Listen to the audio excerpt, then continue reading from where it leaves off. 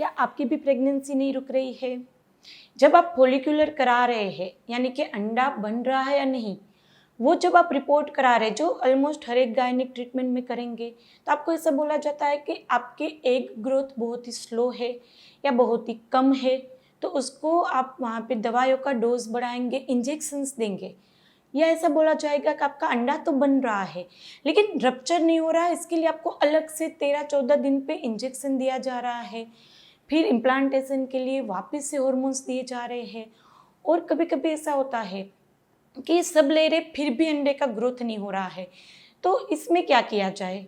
क्या आईयूआई कराना सही रहेगा या आईवीएफ कराना सही रहेगा? क्योंकि 1-2 साइकिल के बाद आखिरी में यही बोला जाता है कब आप आईयूआई करा लीजिए, 1-2 आईयूआई करते तुरंत ही आईवीएफ का सजेशन दे देते हैं, और उसमें भी 1-2 साइकिल बोलेंगे, पहली साइकिल में भी आपको नहीं बोलेंगे कि हाँ आपकी रुक जाएगी।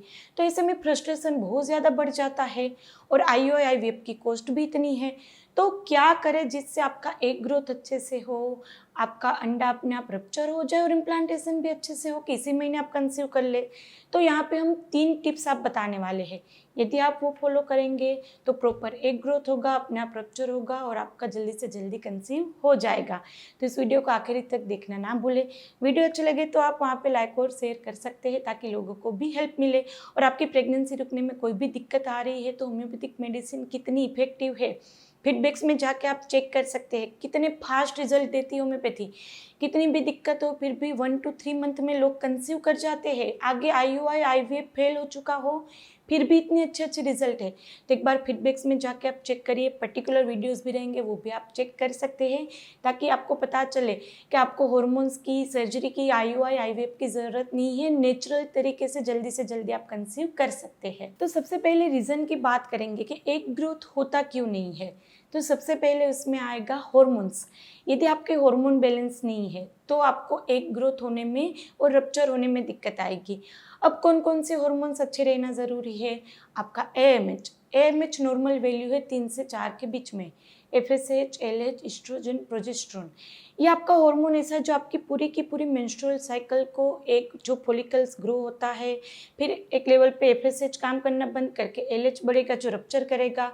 तो ये सब हार्मोन का बैलेंस होना ज़रूरी है। दूसरे जो हार्मोन रहते हैं जो ये मेंस्ट्रुअल साइकिल को डायरेक्ट नहीं लेकिन इनडायरेक्ट आपका वहाँ पे कंट्रोल करेगा, वो है प्रोलैक्टिन और थायराइड।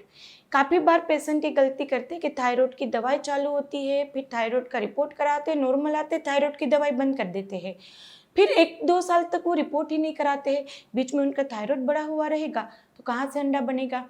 तो थायराइड की और प्रोलैक्टिन का भी सेम ऐसा है। प्रोलैक्टिन बढ़ने का सिम्टम है ब्रेस्ट में दर्द होना, टेंडरनेस होना।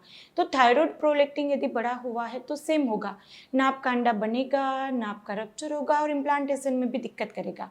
और ये रिपोर्ट 1 साल में नहीं, जनरली है हर 3-4 महीने में या एटलीस्ट 6 महीने में एक बार कराना ज़रूरी है। हम अपने पेशेंट के हर 3 महीने में कराते हैं क्योंकि इसका बैलेंस ऊपर नीचे रहता है। और जनरली गायनिक जो मेडिसिन देंगे उसमें ये 2 मेडिसिन कवर नहीं होगी। ये मेडिसिन ऐसी रहती है कि यदि प्रोलैक्टिन थायराइड बढ़ा हुआ तो मेडिसिन लो, बाकी इसके मेडिसिन पूरा महीना चलती नहीं है। तो आपके हार्मोन के टेस्ट कराइए। दूसरे रहते हैं आपका सिस्ट वगैरह, यदि आपको सिस्ट की दिक्कत है या पीसीओडी की दिक्कत है तो आपको एग ग्रोथ में दिक्कत आएगी, रप्चर में दिक्कत आएगी। तीसरा रहेगा वेट, यदि अचानक से आपका वजन बढ़ जाता है या अचानक से वजन कम करते हैं आप, क्योंकि काफ़ी सारे लोग ऐसा होता है एक बार मैं वजन कम कर लूँ फिर जाके मैं प्लान करूँगी, या साथ साथ में वजन कम करते हैं, कैलोरी डेफिसिट में रहते हैं।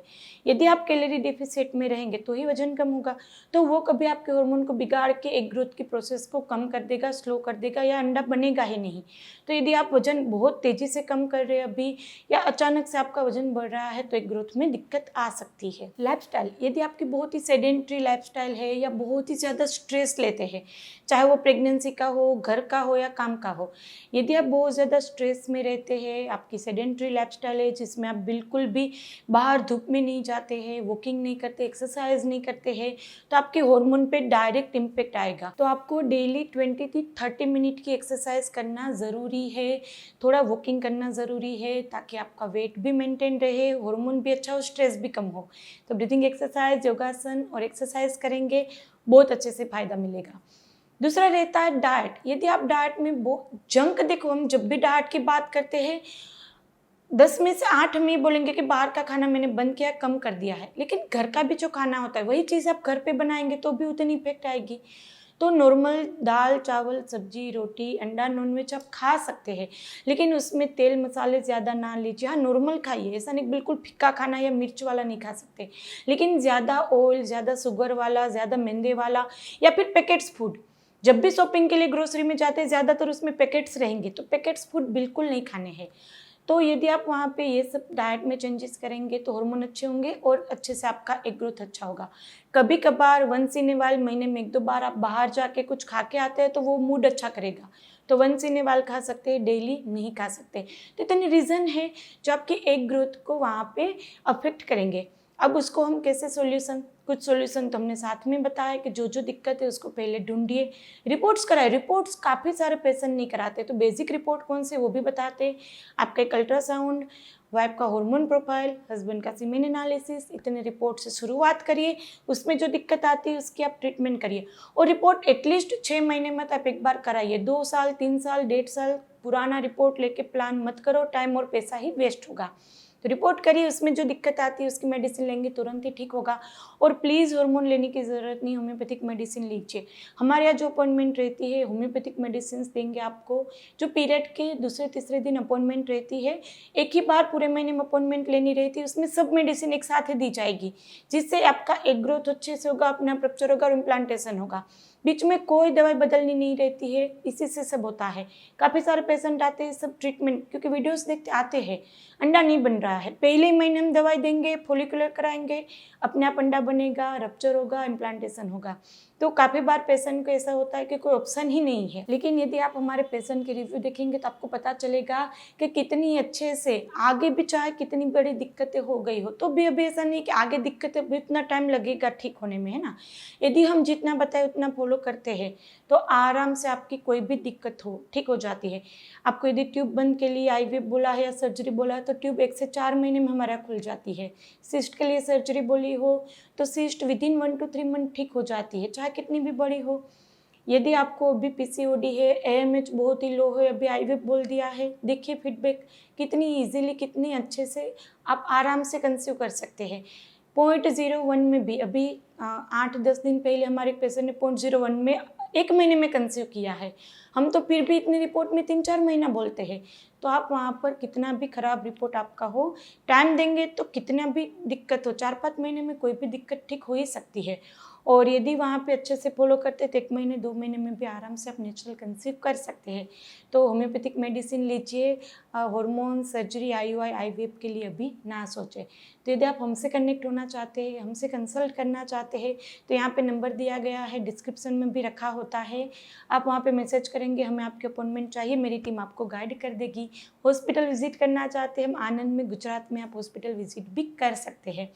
और हमने जैसे बताया डाइट, एक्सरसाइज, होम्योपैथिक मेडिसिन का कॉम्बिनेशन लेंगे, जल्दी से जल्दी कंसीव भी कर लेंगे और हेल्दी प्रेगनेंसी होगी, क्योंकि हमारा टारगेट सिर्फ प्रेगनेंसी कंसीव नहीं है, हेल्दी होनी चाहिए। तो काफ़ी बार पेशेंट ऐसे हमारे पास आते हैं, आगे 2 बार 3 बार कंसीव होता है लेकिन वो हेल्दी नहीं होता, मिसकैरेज हो जाता है। फिर उसको मेडिसिन देते हैं होम्योपैथिक, तो आगे अच्छे से उसको नॉर्मल डिलीवरी भी हो जाती है। तो यहाँ पे आप अच्छे से अपनी बॉडी को टाइम दो, जल्दबाजी ना करें और प्रॉपर तरीके से फॉलो करेंगे तो आराम से कंसीव कर लेंगे। तो वीडियो आपको अच्छा लगे तो ज़्यादा से ज़्यादा शेयर कीजिएगा, आपको पसंद आया तो लाइक कीजिए और सब्सक्राइब नहीं किया तो कर लीजिए, आपके लिए बिल्कुल ही फ्री है। फिर जल्दी से मिलेंगे, तब तक के लिए stay healthy, stay happy, bye.